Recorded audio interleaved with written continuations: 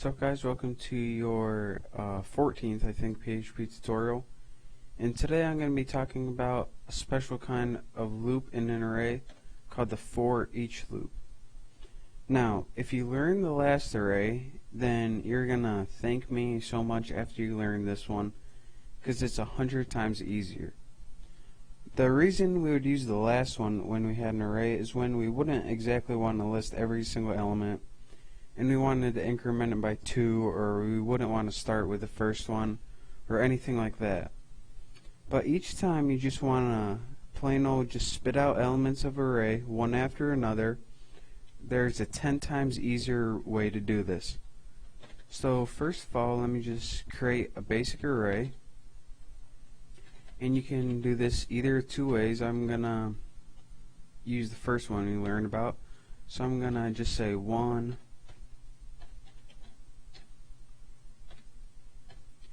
2, and 3. And now we have 3 elements in our arrays, and I'm using string of text, but you can use number if you want.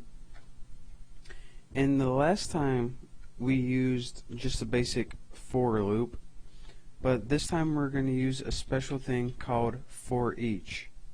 And what this does is it allows us to go through the loop, and it's going to do it automatically without us even telling the parameters or anything, because it knows when we type Foreach that it doesn't need parameters. The only thing that we need to type is test as, and most people just use the variable x.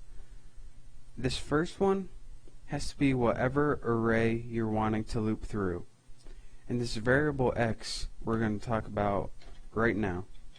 We're going to say echo, and then this is where we type variable x. So this is what this means. We have an array called test right here, just a basic array, and it says for each element of x, which you're going to assign right here, echo it out on the screen.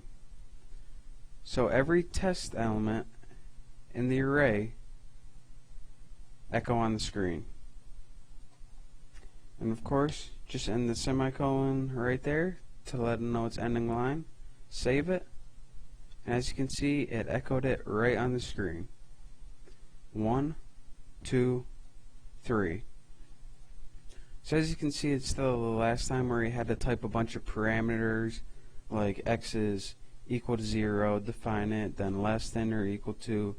If you just want to go through a basic array and spit out all the elements you have in your array, this does it automatically. And you can use the same one if you add an element to the array later on and you want to spit it out later. Just use the exact same syntax and it will automatically update for you. So as you can see, this is about 100 times easier than what we learned before. I just wanted to get you guys learning the hard stuff. So once you understand that, this all should be a piece of cake. So watch my tutorial next. I don't know what we're going to learn, but it's probably going to be useful. See ya.